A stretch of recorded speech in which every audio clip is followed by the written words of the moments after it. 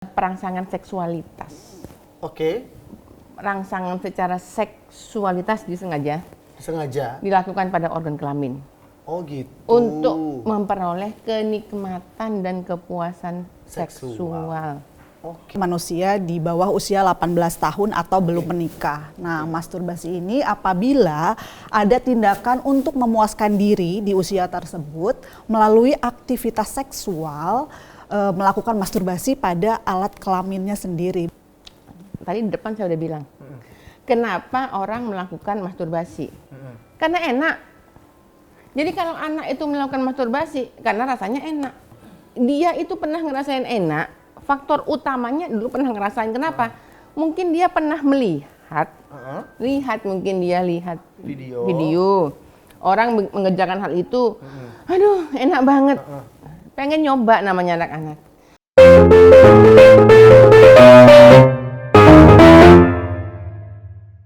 Hai Pinusian, selamat datang di Kedai Pintar, satu-satunya program edukasi seksual, kolaborasi dari Pinusi.com dan juga Perempuan Sadar Vagina mengangkat hal-hal tabu menjadi ilmu. Karena selalu ada ilmu di Kedai Pintar. Tema pada episode hari ini selalu mengeluarkan hal-hal yang bikin merinding dan menarik. Karena pemilihan tema-tema kita di Kedai Pintar bukan sembarang tema. Jadi seperti juga narasumber kita yang berikut ini, saya akan menyapa beliau. Beliau ini sebenarnya seringnya munculnya di belakang layar. Tidak pernah muncul di depan layar. Siapa dia? Ada Ibu Cordelia. Hai Kak Mbak JJ. Cordel. Yes. Coba tolong perkenalkan dirimu itu siapa sih sebenarnya? Oke, nama saya Cordelia dari Jakarta, kayak Putri Indonesia ya. Oh, iya. Saya dari tim manajemen Perempuan Sadar Vagina. Manajemen dari PSV atau Perempuan Sadar Vagina dan juga Ibu dari 2 orang anak remaja. ibu dari 2 orang anak remaja, karena tema kali ini tuh benar-benar memang diperlukan untuk mengedukasi para ibu yang punya remaja, ya, yang punya anak remaja. Dan dokter kesayangan saya, aduh sayang banget ya sama dokter ini, dokter Inge Setio Arianto. Selalu gini loh ya.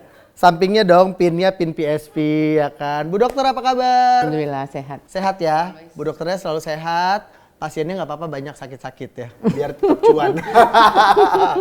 Selalu mengedukasi ya Bu dokter ya, jangan lelah untuk berbagi edukasi seksual untuk masyarakat. Oke, kali ini kita mau membahas tema apa sih sebenarnya? Temanya itu anak di bawah umur supaya kecanduan. Wow, aku mau nyebutin tema ini agak-agak Ribet karena bukan ribet Bu ngeri. dokter, agak-agak kena karena saya sering melakukannya dulu. Enggak, Dulu bercanda-bercanda. Anak di bawah umur sudah kecanduan masturbasi. Apa upaya pencegahan yang dapat dilakukan? Wow, menarik banget ya. Anak di bawah umur masturbasi. Mari kita kulik nih Bu dokter. Ya, sebenarnya masturbasi itu apa sih Bu dokter? Ini kira-kira nanti di ini enggak di titit Oh, di enggak nih? sensor? Enggak kayaknya sih. Udah ya. Kita kan edukasi ya. Jadi saya mau ngomong aliasnya dulu. Jadi masturbasi itu kalau orang ngomong, tadi baru di belakang panggung Kak JJ bilang, "Dok, ini masturbasi apa onani? Atau coli? Atau rancap?" Jadi kalau ada orang ngomong, jadi ini pada penusian di berbagai segmen usia ini biar nggak kudet. Jadi sama aja kalau ada orang ngomong coli, rancap itu sama masturbasi. Sama ya. Itu adalah perangsangan seksualitas. Oke. Rangsangan secara seksualitas disengaja dilakukan pada organ kelamin. Oh gitu. Untuk memperoleh kenikmatan dan kepuasan seksual. Oke. Sengaja biar nikmat. Perangsangan ini bisa dilakukan tanpa alat bantu, tangan kita, atau menggunakan suatu objek alat. Toy sex atau mungkin yang kemarin timun-timun, buah-buahan. Yang kemarin katanya ada anak kecil pakai apa masukin? Pakai pensil gitu-gitu, pakai sikat gigi. Oh, nggak sekali sikat WC. Nah, itu masturbasi. Itu ya, Bu dokter. Itu berarti dilakukan sendiri. Sendiri. Kalau ada yang melakukannya, misalkan ada bantuan orang lain, berarti bukan masturbasi atau itu berarti seksual? Enggak, gini. Kalau di agama Islam, kalau rangsangan seksual itu dilakukan oleh pasangannya yang sah dan halal, boleh. Boleh. Tapi kalau sendiri nggak boleh. Oh, Kalau gitu. sendiri itu masturbasi. Oh gitu. Kalau oleh orang lain, tapi dalam ikatan pernikahan boleh. Oke, intinya ini pemainnya solo lah ya. Solo. Bukan Solois. bukan ganda ya, bukan permainan ganda ya, Bu Dokter. Bukan duet. Oh, badminton kali. Bukan ya. duet. Mbak Cordel, Yes. menurut Mbak Cordel nih, kapan seorang anak dapat memulai melakukan masturbasi? Ada pernah Anak lihat, ya? anak. Jadi menurut WHO definisi anak itu adalah manusia di bawah usia 18 tahun atau belum menikah. Nah, masturbasi ini apabila ada tindakan untuk memuaskan diri di usia tersebut melalui aktivitas seksual, melakukan masturbasi pada alat kelaminnya sendiri. Betul ya, Dok Oke. ya? Seperti itu sih. Oke, yang tadi coli segala macam itu. Kalau wanita gimana tuh bentuknya, Bu Dokter? Saya kurang ngerti tuh. Ada bisa dikasih kisi-kisi. Oh, ini termasuk salah ini nih, salah perbuatan nih gitu. Apa nanti mau dibahas? Nanti. Kan kalau laki-laki kan ya mohon maaf ngocok gitu. Nah, kalau wanita tuh kayak gimana? Kalau wanita masukin alat ke situ. Dimasukin colok-colok. Iya. Oh my god, colok-colok loh. Oke, Bu Dokter, apa faktor pertama dan utama yang menyebabkan seorang anak melakukan masturbasi? Kenapa si anak melakukan itu? Ini. Tadi di depan saya udah bilang. Kenapa orang melakukan masturbasi? Karena enak. Jadi kalau anak itu melakukan masturbasi karena rasanya enak. Oh, dia dapat keenakan di Iya, situ. dapat enak. Nah, dia itu pernah ngerasain enak. Faktor utamanya dulu pernah ngerasain. Kenapa? Mungkin dia pernah melihat, mungkin dia lihat video. Orang mengerjakan hal itu, aduh enak banget. Pengen nyoba namanya anak-anak. Atau dia dengar cerita dari temennya. Ini loh, kalau kamu melakukan ini enak loh. Coba-coba dulu. Coba. Maaf saya tambahin, kalau dia melihat aktivitas seksual orang tuanya mungkin juga bisa jadi salah satu penyebab nggak? Jadi gini, misalnya orang tuanya melakukan Hubungan seksual. ini ada kemarin ada kasus di suatu provinsi di paling ujung di Pulau Jawa. Lah itu ada seorang anak berusia 11 tahun perempuan itu kecanduan masturbasi. Karena katanya dia sering melihat orang tuanya melakukan hubungan seksual. Ini ibunya melakukan hubungan seksual dengan bapak tiri. Kalau melihat hubungan seksual itu tidak serta-merta jatuh ke masturbasi, enggak. Karena kan melihat nikmat kan hubungan seksualnya. Sampai melakukan masturbasi, ini anak mungkin berselancar di dunia maya. Hubungan seksual apa mungkin misalnya ya bahasa daerah itu mungkin yang keluar dari itu di antara konten-kontennya ada konten masturbasi. Pintu masuknya pertama kali dia ngelihat ada orang dewasa melakukan hubungan seksual. Nah, mungkin dia berselancar. Dia pengen juga tapi nggak bisa ngelakuin sama siapa gitu. Akhirnya diri mungkin sendiri. dia berselancar, yang keluar itu masalah bersama hubungan. Kalau bersama orang kan dia kan nggak bisa. Ada lagi yang lain melakukan sendiri. Nah, dia coba atau dia ngomong curhat sama orang yang salah. Oh iya, betul. Ada loh, itu enak loh nanti kalau gitu tuh enak. Tapi kan kamu nggak punya pacar, Iya. nah, makanya bisa ngerjain sendiri. aja udah. Colok-colok aja sendiri gitu ya. Nah, menurut Mbak Cordel nih, apabila seorang anak melakukan masturbasi, apa yang mereka cari? Kenikmatan atau ketenangan? Pastinya kenikmatan ya. Tadi seperti yang Dokter Inga bilang, udah dibahas sama Bu Dokter. cari enak. enak ya. Makanya dia karena enak Jadi terus repeat order, lakuin lagi ya, gitu. terus-terusan. Nah, Bu Dokter, bagaimana gejala awal seorang anak yang mulai kecanduan nih masturbasi? Ada gejalanya nggak? Kalau kita ngeliat anak kita berubah kebiasaannya, kita harus waspada ini. Misalnya dia Mandinya lama jadinya. banyak menghabiskan waktu sendiri, yaitu waktunya kalau mandi lama kali. Di kamar di kamar suka kali di kamar. Kalau anak-anak kan Suka di kamar aja. Kan bukan di kamar kan, dikunci gitu. Atau misalnya si anak ini ini kalau sudah mulai parah ini. Misalnya anak ini marah atau anak ini sedih, untuk mengalihkannya tangannya masuk ke kelamin. Ya itu untuk mengalihkan di prestasi di sekolahnya mulai menurun. Loh, kan susah konsen. Karena jangan salah ya, kalau udah terbiasa dia masturbasi itu kayak kita narkoba, itu terus. Kecanduan terus ya. Jadi dia itu betul, betul kata Bu Kordel, sepakat ya. Dia cari nikmat, bukan cari tenang. Karena setelah masturbasi, dia nikmat, tapi dia nggak tenang. Makanya dia masih penasaran untuk dapat tenang gimana ya. Dia nambah lagi, nambah lagi. Nah, yang paling terakhir ini, anak-anak yang masturbasi itu biasanya organ kelaminnya cedera, Bu Kordel. Lecet, karena kan intensitasnya dia, bahkan karena pakai tangan dia merasa kurang dapet ini, akhirnya pakai alat, pensil dicolok-colok. Dan dia belum tentu bersih juga tangannya, alat-alatnya juga belum tentu higienis. Oh, timun dari pasar langsung masuk, oh keluar jadi acar loh. Apakah pernah, apakah Bu Kordel atau Mbak Kordel atau Bu Dokter, apakah pernah membantu menangani seorang anak yang sedang mengalami kecanduan masturbasi? Pernah punya pasien? Kecanduan ya? Kecanduan. Alhamdulillah pernah. Oh, sudah ada pernah. Dan untuk menangani pasien saya itu, saya nggak bisa kerja sendiri. Oke. Harus sektor, dan itu butuh budget yang besar. Jadi saya bersama dengan teman-teman saya spesialis jiwa, bersama dengan teman saya psikolog, dan bersama dengan teman saya dari komunitas hipnoterapi Tangerang kemarin. Jadi kita bareng-bareng, karena kalau udah kecanduan itu kan kita udah bicara masalah memperbaiki komposisi hormon dalam otaknya. Maka dari itu saya butuh dokter spesialis jiwa. Terus bagaimana caranya dia untuk menggali kenapa dia dulu awalnya begitu? Saya butuh psikolog untuk bisa memberikan sugesti-sugesti yang positif. Dan bagaimana caranya untuk bisa memframing hal-hal baik lagi? Saya membutuhkan hipnoterapis. Jadi memang kalau sudah kecanduan, kalau mau dibetulin 3 itu harus masuk.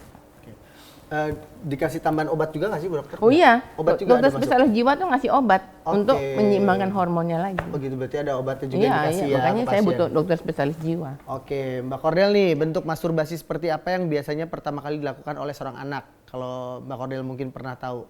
Terus boleh jelaskan nggak sih sehingga mungkin orang tua tuh di rumah bisa melihat dan melakukan pencegahan agar tidak terjadi secara keberlanjutan. Mungkin ada gerak-gerik apa yang bisa jadi bikin seorang ibu peka pada anaknya? Oke, kalau pengalaman dari anak teman saya sih cara masturbasinya tuh dia memasukkan tangan ke dalam rok atau celananya. Awalnya seperti itu. Nah, kita sebagai orang tua juga pastinya kan harus aware ya Dok ya. Kalau ada tindakan-tindakan dari anak-anak kita yang sudah mulai aneh-aneh nih gitu, sering mengunci diri di kamar seperti kata Dokter Inge, itu kita perlu komunikasi dengan anak gitu. Dan pastinya dengan belajar bersama PSV Indonesia, PSV Remaja, anak juga diajak ngobrol enak yang relate dengan usia mereka, sehingga mereka juga ya mudah-mudahan tidak sampai terjerumus ke hal-hal yang seperti ini. Yang seperti terlebih itu. parah lagi. Iya, terutama ibu ya ibu dan ayah pastinya. Tapi ibu kan yang mungkin lebih sering melihat kondisi di rumah, jadi lebih sensitif lah kalau anaknya bisa lebih peka dan betul. lebih aware dengan anaknya nih, mulai aneh nih anak nih, mulai begini begitu nih gitu, mulai ditegur dan kasih ini ya, kasih pemahaman ya. Oke. Menurut Bu Kordel juga nih selaku ibu yang memiliki anak yang sudah remaja nih sekarang, apa yang harus dilakukan oleh orang tua di luar sana agar tidak kecanduan masturbasi untuk anak-anak di luar di bawah umur? Alhamdulillah saya setiap hari kan menemani Dokter Inge memberikan edukasi. Jadi Dokter Inge bukan hanya memberikan edukasi kepada audiens, saya juga ikut belajar KJJ. Ikut belajar. Iya. Nah, mungkin yang pertama adalah kalau terjadi sesuatu seperti itu, yang pertama jangan panik. Ya, karena kalau panik bukan tindakan yang tepat pastinya dan juga tidak ada solusi. Kemudian yang kedua, mencoba untuk menghilangkan faktor pencetusnya. Gitu, misalnya dia sering melihat konten di YouTube atau di internet atau seperti tadi ada kasus yang tanpa sengaja melihat aktivitas seksual gitu ya. Jadi pencetusnya dicoba untuk dihilangkan, diminimalisasi. Kemudian juga alihkan perhatiannya gitu ya, misalnya ikut les yang bermanfaat, olahraga, seni gitu ya. Betul. Dan juga yaitu buat anak punya aktivitas yang lebih positif. Karena kalau anak aktif udah lelah dan energinya tersalurkan kan udah lupa gitu, nggak akan ke situ. Betul ya Dok ya, seperti itu sih Kak Jeju. Dan nggak gabut juga kan, biasanya kayak gitu yang ngelakuin ya. Kalau yang nganggur gitu ya, nggak ngapa-ngapain kan jadinya malah melamun dan ya kayak gitu-gitu sih. Jatuhnya pegang lagi gitu kan. Nah Bu Dokter nih, apa efek negatif secara psikis dari segi fisik juga, dari segi psikis juga fisik yang dialami oleh seorang anak di bawah umur yang kecanduan masturbasi? Ada kelihatan? Yang pertama pasti alat kelaminnya itu cedera. Saat luka. cedera, saat luka itu mudah infeksi. Oke. Infeksi masuk ke situ menyebar ke organ-organ sekitarnya, ke saluran kemih, masuk lagi terus sampai ke organ reproduksinya ke atas. Nah, bahaya. Yang kedua, susah konsen sehingga prestasi menurun. Oke.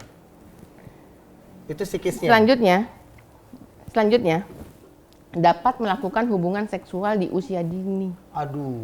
Lah ya iya dong. Jadi pengen ngerasain yang lebih ngerasain ya, yang dokter. lebih. Nggak mau sendiri lagi, butuh bantuan orang. Dan bisa jadi menjadi pelaku kekerasan seksual. Oh iya. Iya. Serem ya. Dan bisa juga jadi hamil duluan nantinya.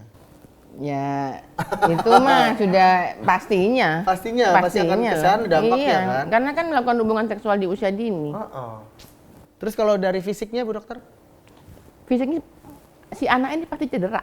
Dari Infeksi. Berarti di kelaminnya aja. Di kelaminnya. alatnya. Dari Di kelamin. fisik luarnya nggak kelihatan nggak? Fisik di luar itu misalnya kalau kita ngeliat anak kita itu lesu, kurang bertenaga, terus kayaknya aduh, kan apa kelihatan sekali Kurang apa, seger lah ya. seger.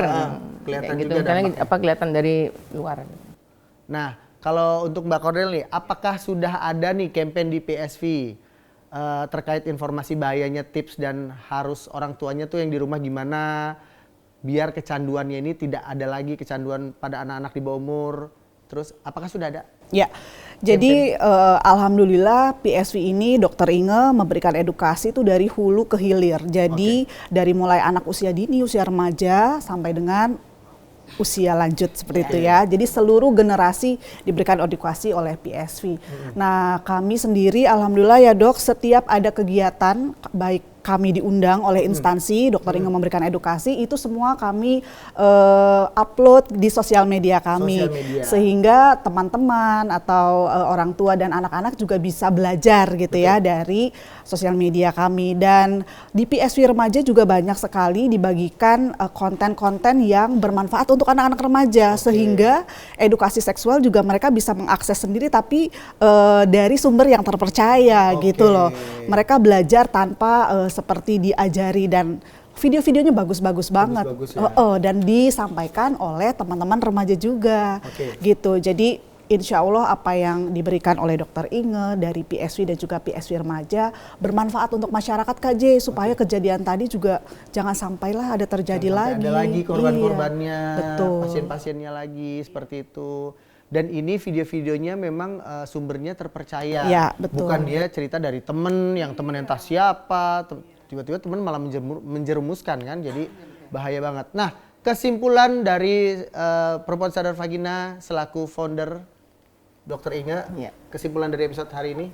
Saya ada beberapa kesimpulan yang mau saya sampaikan pada hari ini. Yang pertama udah pasti edukasi seksual itu wajib untuk manusia, mulai dia 2 tahun sampai akhir hayat. Yang kedua, khusus untuk masalah masturbasi ini yang sudah kecanduan, nggak cukup hanya bagaimana cara kita mengelola si anaknya. Lingkungannya juga harus bisa untuk bagaimana cara menerapi anak ini. Karena kalau misalnya anak ini diterapi sama dokter jiwa, sama psikolog, sama hipnoterapi, tapi lingkungannya tetap memberikan faktor pencetus, ya tadi orang tuanya masih tetap aja melakukan hubungan seksual di depan anak-anaknya, ya mungkin faktor ekonomi kali ya. Karena rumahnya petak-petak gitu. Cuma satu petak gitu doang, nggak dibikin kerai atau apa gitu. Nah, jadi ujung-ujungnya banyak faktor yang harus dipenuhi untuk. Jadi butuh pemerintah. Ekonomi iya, edusek iya, begitu ya. Ribet ya. Gimana ya kita ya?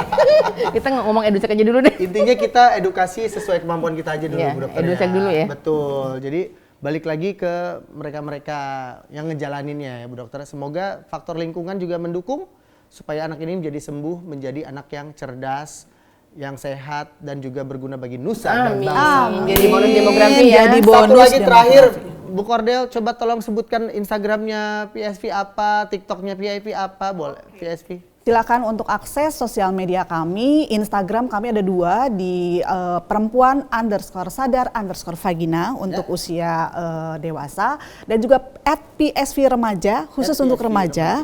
Dan kami juga ada TikTok di @PSV Indonesia dan juga YouTube channel kami Perempuan Sadar Vagina. Nah, jadi di situ banyak banget isi dari ilmu-ilmu yang bisa kalian tonton dan juga pelajari untuk kehidupan sehari-hari. Dan bisa di-share lagi. Di-share lagi juga Iya. boleh. Seperti ini Kedai Pinter. Jadi jangan kemana-mana. Terus saksikan episode per episode dari Kedai Pinter cuma di pinusi.com bersama Perempuan Sadar Vagina. Bye!